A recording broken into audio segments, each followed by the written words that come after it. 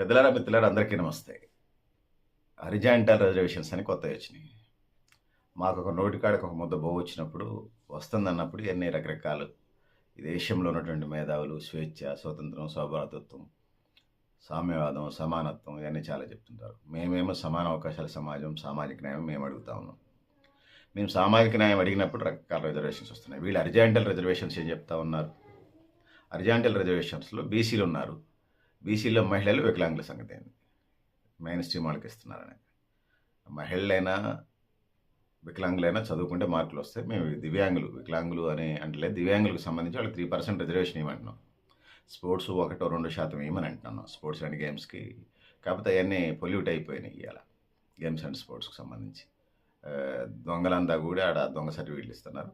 ఇక సదరన్ క్యాంపులు జరుగుతాయి కాబట్టి దివ్యాంగుల సర్టిఫికేట్. హారిజాంటల్ రిజర్వేషన్స్లో మహిళల వాటా అయింది అనేది ఉంది. మేము చెప్తా ఉన్నాం 69% రిజర్వేషన్స్ వచ్చినప్పుడు ఈ దేశంలో బహుజనులు చాలా నాకు తెలిసి 80% ఉన్నారు. 20% ఓసీలు, ఆధిపత్య కులాలు ఉన్నాయి. మిగిలిన 79 నుంచి 80% బీసీలు, ఎస్సీ, ఎస్టీ మైనారిటీలు ఉన్నారు. సో వీళ్ళకి సంబంధించి 80%లో 69% రిజర్వేషన్స్ అడుగుతా ఉన్నాం. వీళ్ళు అడిగిన హారిజాంటల్ రిజర్వేషన్ ఏదైతే ఉందో వీళ్ళు ఏమడుగుతా ఉన్నారు? బీసీ రిజర్వేషన్లో మహిళల వాటా, బీసీ రిజర్వేషన్లో దివ్యాంగుల వాటా, ఎస్సీ రిజర్వేషన్లో మహిళల వాటా, ఎస్సీ రిజర్వేషన్లో దివ్యాంగుల వాటా, ఎస్టీ రిజర్వేషన్లో మహిళల వాటా, ఎస్సీ రిజర్వేషన్లో దివ్యాంగుల వాటా. డిఎస్సి వచ్చినప్పుడు ఈ సమస్య అంతా, ఒక రాష్ట్రంలో డిఎస్సి సమస్య వచ్చినప్పుడు రిజర్వేషన్లు యథావిధిగా జరుగుతున్నాయి కానీ డైలాగులు కొడుతూ ఉన్నారు. అందులో కొంత చెప్తా ఉన్నాం. 69% రిజర్వేషన్స్ మేము అందుకోసం చెప్తున్నాం. తమిళనాడులో ఆ ప్రభుత్వాలు ఉండొచ్చు, ఓడిపోవచ్చు, అది ఒక భాగం. రష్యాలో సోషలిస్ట్ విప్లవం తీసుకొచ్చిన రష్యా కూలిపోయింది. అక్కడ ఆ రష్యా నుంచి విడిపోయిన దేశాలు ఇప్పుడు కొట్టుకుంటున్నాయి. అది ప్రపంచ యుద్ధంలాగా తయారైంది. ఉక్రెయిన్, రష్యాకి సంబంధించి, ప్రజలకు సంబంధించి, ఆ ఉన్న స్థానిక పరిస్థితులకు సంబంధించి, అడ్మినిస్ట్రేషన్కి సంబంధించిన వ్యవహారాలు అవన్నీ. రష్యా జోలికి పోట్ల, ఉక్రెయిన్ జోలికి పోట్ల. ఇప్పుడు రిజర్వేషన్స్, సామాజిక న్యాయం అడుగుతా ఉన్నాం. 69% రిజర్వేషన్లో దివ్యాంగులు వస్తారు, మహిళా రిజర్వేషన్స్ వస్తాయి, BC reservations, SC reservations, ST reservations, ఇంకా మీరు అనుకునే ఈడబ్ల్యూఎస్ రిజర్వేషన్స్ కూడా వచ్చే అవకాశం ఉన్నది. ఈ దేశంలో పేదలందరికీ రిజర్వేషన్స్ అందాల్సిందే. మేము సామాజిక న్యాయంలోనే అడుగుతా ఉన్నాం. బీసీ ఉపకులాలు, ఎస్సీ ఉపకులాలు, ఎస్టీ ఉపకులాలు, ఓసీలో ఉన్న పేదలు, వాళ్ళకి సంబంధించి ఏదైతే ఉన్నదో వాళ్ళకి ఇవ్వమంటా ఉన్నాం. వాళ్ళకి సంబంధించి ఉపకులాలకి బీసీ ఉన్నది, BCA, BCB, BCC, BCD, BCE ఉన్నది. బీసీఏ, బీసీబీ, బీసీసీ, బీసీడీ ఇది ఉన్నప్పుడు ఏదైతే ఉన్నదో రిజర్వేషన్స్ ఉపకులాల వారికి ఇచ్చినప్పుడు సామాజిక న్యాయం జరిగిందని అంటా ఉన్నాం. వేగంగా మీరు ఇచ్చేస్తే బీసీ రిజర్వేషన్ కొన్ని ఆధిపత్య కులాలు, అవకాశం ఉన్న కులాలు, ఆర్థికంగా ఉన్న కులాలు కొట్టకపోతే ఇంకా క్రిమిలేయర్ ఎవరైతే ఉన్నారో ఇతర కులాల్లో ఉన్నటువంటి వాళ్ళకి సంబంధించి అందుతాయి. ఈ దేశంలో ఇలాంటి పరిస్థితులు ఉన్నాయి. రాష్ట్రంలో పరిస్థితులు ఎట్లా ఉన్నాయో చెప్తాను. రాష్ట్రంలో పరిస్థితులు దేశాన్ని కూడా వర్తించుతాయి. బీసీలలో 146 ఉపకులాలు ఉన్నాయి. బీసీలో బీసీ ఉపకులాలకు సంబంధించి తెలంగాణ రాష్ట్రంలో 146 ఉపకులాలు ఉంటే 146 ఉపకులాలలో 80 బీసీ ఉపకులాలు ఈ రోజుకి కూడా రాజ్యాంగం ప్రకారం రావాల్సినటువంటి వాటా రాలా, సామాజిక న్యాయం అందలే. 146 బీసీ ఉపకులాల్లో 80 బీసీ ఉపకులాలు వార్డు నెంబర్ గాల. వార్డు నెంబర్ ఎంత? వార్డు నెంబరు బిసాది ఎంత? 500 ఓట్లుంటే, 500 మంది ఉంటే ఒక గ్రామ పంచాయతీ చేశారు. 500 అంటే 10 వార్డులు, 50 ఓట్లు 500. 50 ఓట్లలో 10 వార్డులలో ఒక వార్డుకి 26 ఓట్లు వస్తే గెలుస్తుంది. 26 ఓట్లు ఎంత? 26 ఓట్ల బిసాది ఎంత? అందుకోసం ఈ 26 ఓట్ల బిసాది ఎంత? 26 ఓట్లు వార్డు నెంబర్ కానటువంటి కులాలు 146లో 80 బీసీ ఉపకులాలు ఇవాళ మన ముందు కనీసం సామాజిక న్యాయం అందక, రాజ్యాధికారంలో ఓట అందక ఉన్నారు. ఇక వార్డు నెంబర్ అంటే ఎంపీటీసీలు, జడ్పీటీసీలు, గ్రామ పంచాయతీ సర్పంచులు, ఎమ్మెల్యేలు, ఎమ్మెల్సీలు, రాజ్యసభలు, లోక్సభలు, ఎంపీలు ఎంతైనా నామినేటెడ్ పోస్టులు దిక్కేలేదు. సో ఇట్లాంటి పరిస్థితులన్నీ ఉన్నాయి. వీటిని అధిగమించడం కోసం మేము సామాజిక న్యాయం అడుగుతా ఉన్నాం. బీసీఏ అంటే బీసీఏలో ఉన్న ఉపకులాలకి, బీసీబీ అంటే బీసీబీలో ఉన్న ఉపకులాలకి, బీసీసీ అంటే మైనారిటీలకు సంబంధించినటువంటి క్రిస్టియన్లు వాళ్ళు వస్తున్నారు. బీసీడీ అంటే బీసీలో కొద్దిగా అడ్వాన్స్ ఉన్నోడు. బీసీఈ అంటే ముస్లిం రిజర్వేషన్స్ రాజశేఖర రెడ్డి బీసీఏలో 27లో 2%, ఆయన 2% కలిపి 4% ఇస్తున్నాడు. సరే ముస్లిం మైనారిటీలు అటు ఓసీలో ఉన్నారు ఒక 2-3%, బీసీలో 10-11% ఉన్నారు బీసీల్లో అంటే 12-13% ఉంటాయి. 10+ ఏమో బీసీలో ఉన్నారు, 2+ జనరల్ అంటే ఓసీలో ఉన్నారు. సరే రిజర్వేషన్ ప్రకారం వెళ్ళండి. నేను బీసీలకి లేకపోతే బహుజనుల ఓటాలకు సంబంధించి సామాజిక న్యాయం గురించి చెప్తా ఉన్నాను. సో అందుకోసం 69% రిజర్వేషన్స్ వస్తే మీరు అడిగే అరిజాంటల్ రిజర్వేషన్స్ వర్తిస్తాయి. సో మీరు కేసులు కోర్టులు వేస్తారు పోతారు, అదొక భాగం. సో అందుకోసం రకరకాల రిజర్వేషన్లు చెప్పేసి సామాజిక న్యాయాన్ని మేము అడుగుతా ఉన్నాం. 146 కులాల్లో 80 కులాలు ఏల వార్డు నెంబర్ కాలేదు. ఇక వాళ్ళ కులాల్లో ఒక హోంగార్డు గాల, ఒక ఎల్డీసీ గాల, ఒక యూడీసీ గాల, గవర్నమెంట్ ఉద్యోగం కనీసంలో కనీసం ఒక అటెండరు క్లర్క్ కూడా కాలేదు. ఈ పరిస్థితులన్నీ ఉన్నాయి. సో అందుకోసం సోదరులారా సోదరిమణులారా, అరిజాంటల్ రిజర్వేషన్ ఒకటి అంటాడు, ఇంకొకడేమో ఈడబ్ల్యూఎస్ అంటాడు, ఇంకొకడేమో చాలా కాలంగా రిజర్వేషన్ పొందుతున్నా అంటాడు, ఇంకొకడేమో క్రిమిలేయర్కి ఇవ్వద్దు అంటాడు. క్రిమిలేయర్కి ఇవ్వకపోతే ఆ బీసీ ఉపకులాల్లో మీరు పెట్టేటువంటి ఒక ఎత్తు పెడతారు, 6 అడుగులు ఎత్తు పెడతారు. 6 అడుగులు పైన ఉన్నోడే ఆ ఉద్యోగం అంటారు. 6 అడుగులు ఎత్తు ఎవరు ఉంటారండి? ఎవరో కొద్దిమంది ఉంటారు. అట్లున్నది. సో ఇది పరిస్థితి పెద్దలారా మిత్రులారా. 6 అడుగులు ఎత్తున్న వాళ్ళకి ఆ ఉద్యోగం అంటే 6 అడుగులు ఉంటారా భారతదేశంలో? కొన్ని ఆఫ్రికన్ కంట్రీస్లో ఉంటారు, భారతదేశంలో కూడా ఉంటారు కానీ లిమిటెడ్ ఉంటారు. ఇక 6 అడుగులు దాటిన వాళ్ళకి ఆ ఉద్యోగాలు, మిగిలినవన్నీ మా ఇష్టంలో భర్తీ చేసుకుంటానే ఒక లెక్క ఒకటి మన ముందుకు వస్తుంది తప్పితే ఇలా ఇట్లాంటి పరిస్థితులు ఉన్నాయనేది తెలియజేసుకుంటా ఉన్నాను. సో అందుకోసం మేము సామాజిక న్యాయం అడిగితే ఇవన్నీ కవర్ అవుతాయని చెప్తాం. మీ అరిజాంటల్ వస్తుంది, మీ మహిళా రిజర్వేషన్ మేము 33%లో ఎస్సీ ఎస్టీల వాట వాళ్ళకి పోతుంది. బీసీ మహిళల వాట అడుగుతా ఉన్నాం, మీరు విషయాన్ని పక్కదారి పెట్టిస్తున్నారు. మహిళా రిజర్వేషన్ 33%లో ఎస్సీ ఎస్టీలు రాజ్యాంగం ప్రకారం వాళ్ళకి పోద్ది. మరి ఆ మిగిలినటువంటి బీసీల వాటాని ఇలా ధనవంతులు ఆధిపత్య కులాలకు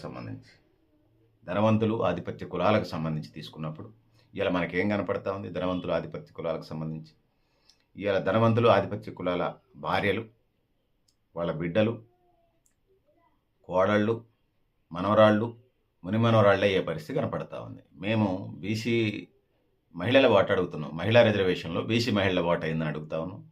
అయ్యాల లాలూ ప్రసాద్ యాదవ్, మలాన్ సింగ్ యాదవ్, తేజస్వి యాదవ్ వాళ్ళ నాన్నగారు, అఖిలేష్ యాదవ్ వాళ్ళ నాన్నగారు, అదేవిధంగా శరద్ యాదవ్ చనిపోయాడు మధ్యప్రదేశ్.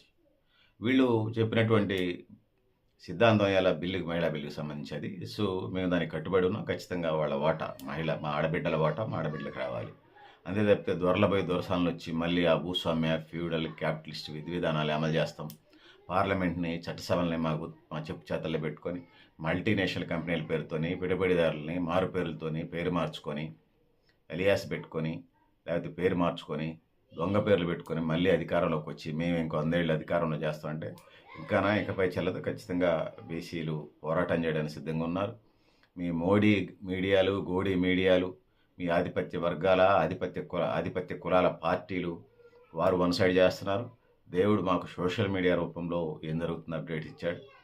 సో నాకు తెలిసి సోషల్ మీడియాని దేవుడే ఆ వ్యక్తుల బుర్రలోకి రప్పించి ఆ విధంగా పెట్టాడే అనిపిస్తుంది. లేకపోతే ఇంకా 1000 ఏళ్ళు మీ పరిపాలనలోనే మేము బతకాల్సి వచ్చేది. సో అందుకోసం ఈ దేశం మాది, మా బీసీలది, మా బహుజనులది.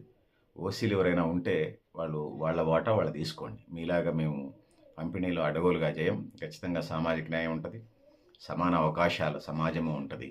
ఆ విధంగా ముందుకు పోతాం. మీరు ఎంతమంది ఉన్నారో మీ వాటా మీరు తీసుకోండి.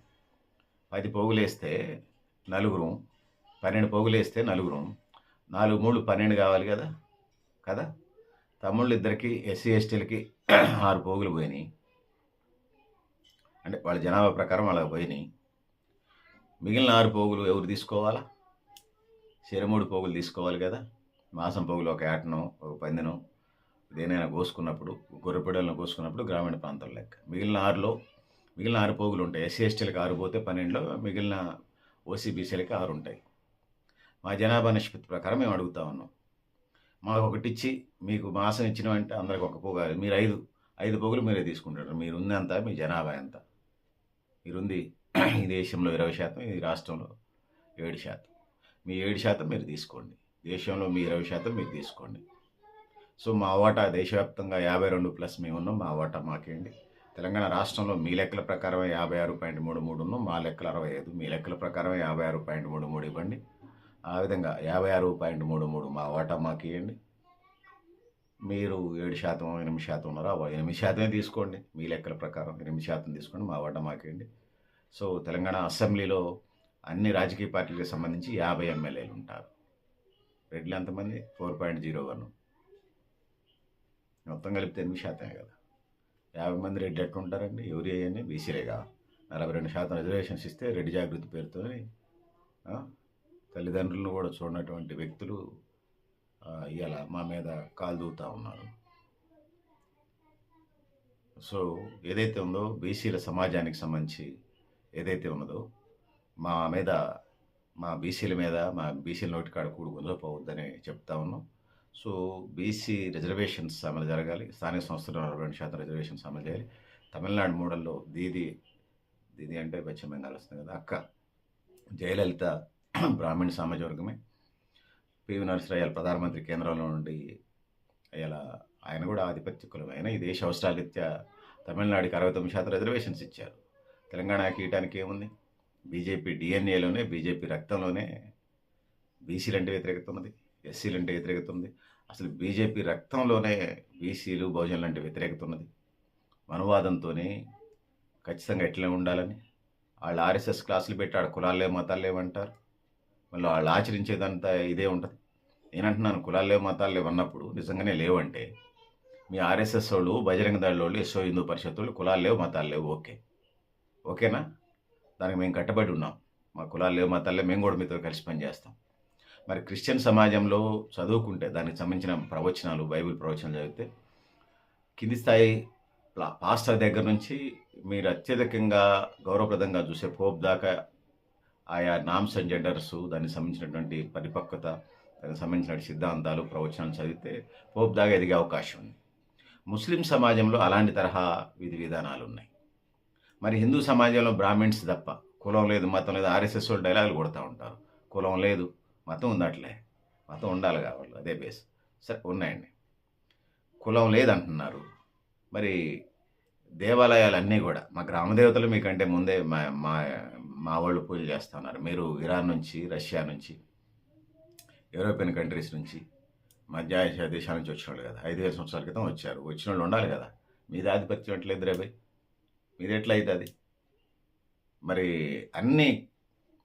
అన్ని టెంపుల్స్కి సున్నితమైన విషయమే. నేను ఆర్ఎస్ఎస్ వాళ్ళని అడుగుతా ఉన్నాను, బీజేపీ వాళ్ళని అడుగుతా ఉన్నాను. కులాలు లేవు అంటున్నారు. మరి కులాలు లేనప్పుడు బీసీలు, ఎస్సీలు పెద్ద దేవాలయాల్లో అర్చకత్వం, పౌరోహిత్యం ఎందుకు వహించకూడదు అనేది ఇవాళ నేను సందర్భంగా డిమాండ్ చేస్తున్నాను. నాకు పెద్దలు చెప్పినటువంటిది. నేను పాలిటిక్స్ నుంచి బయటకు వచ్చిన తర్వాత చాలామంది పెద్దలు, నేను సమాజాన్ని పాలిటిక్స్ నుంచి బయట ఉంటున్నాను, సమాజాన్ని ఏ కోణంలో చూడాలి, నిజంగా ప్రజలకు ఏం సమస్యలు ఉన్నాయనేది కొన్ని టన్నుల కొద్దీ చర్చల తర్వాత, మీటింగ్స్ తర్వాత వచ్చినటువంటి సారాంశాన్ని మీతోని ప్రేమైన డియర్ ఫ్రెండ్స్, పెద్దలారా, మిత్రులారా, మన ఛానల్ ప్రేక్షకులారా మీ దృష్టికి తీసుకొస్తా ఉన్నాను. మీరు కూడా మీ అభిప్రాయం కామెంట్ బాక్స్ రాయండి. My dear brothers and sisters, my dear friends, my dear elders, my dear elders, చాలా నియరెస్ట్ పెద్దలు ఉన్నారు నాకు ఇందులో చూసేటోళ్ళు. వాళ్ళకు కూడా ఈ సందర్భంగా తెలియజేస్తూ, సో ఖచ్చితంగా నవ సమాజ నిర్మాణానికి, నవనిర్మాణానికి పాటలు వేస్తాం. రిజర్వేషన్ సామాజిక న్యాయంలోనే ఎన్ని కవర్ అయితే కానీ ఉంటే ఖచ్చితంగా ప్రజల మనోభావాలకు అనుకూలంగా ముందుకెళ్తాం. మళ్ళీ మా ఎజెండా చెప్పి నేను వీడియో ముగిస్తాను. బీసీల ఎజెండా స్థానిక ప్రజల మనోభావాలు, యాక్సెప్టబుల్ మనోభావాలు ఏదైతే ఉన్నాయో వాటిని అమలు చేస్తూ తినడానికి తిండి, ఉండడానికి ఇల్లు, కట్టుకోవడానికి బట్ట, విద్య, వైద్యం, ఉపాధి, సమాన అవకాశాల సమాజం కోసం భూమి పంపిణీ, సామాజిక న్యాయం, స్కిల్ డెవలప్మెంట్ ప్రోగ్రామ్స్ ఇవన్నీ ఉంటే దీంతో పాటు లోకల్ డిమాండ్స్, దాంతో పాటు అగ్రికల్చర్ అనుబంధ రంగాలు, ఇండస్ట్రియల్ అనుబంధ రంగాలు, ఇతర సేవలకు సంబంధించినటువంటి, వృత్తులకు సంబంధించి, ఉపాధికి సంబంధించినటువంటి విభాగాలు, అదేవిధంగా నామినేటెడ్ పోస్టుల్లో అందనటువంటి, అంటే డైరెక్ట్ ఎన్నికల్లో గ్రామ పంచాయతీ నుంచి ఎంపీ దాకా ఎన్నిక కానటువంటి కులాలు ఏదైతే నామినేటెడ్ పోస్టులో వాళ్ళకి ఆయా కులాలకు ఖచ్చితంగా వాళ్ళకి నామినేటెడ్ పోస్టులో ప్రాధాన్యత ఇచ్చి రాజ్యాధికారంలో పడేయటం, విద్యా ఉద్యోగాల రిజర్వేషన్స్ పెట్టడం, ఫెడరేషన్కి స్వయంపాధి లోన్లు ఇచ్చే కార్యక్రమం, బడ్జెట్ అలాట్మెంట్స్, రాజకీయ కమిటీలు వేయటం, ఆ విధంగా అన్ని రంగాలకు సంబంధించి ఖచ్చితంగా బీసీ పెద్దలు 5 దశాబ్దాల పోరాటంలో ఇది చేసుకుంటూ వచ్చారు. సో, ఆ విధంగా ఉన్నదని తెలియజేసుకుంటూ పెద్దలారా, మిత్రులారా మీరు కూడా మీ మీ అభిప్రాయాలను కామెంట్ బాక్స్‌లో రాయని తెలియజేస్తూ నేను Garidepalli Satyanarayana, new Lakshya organisation. Thank you. Thank you ఉండాలి పెద్దలారా, మిత్రులారా.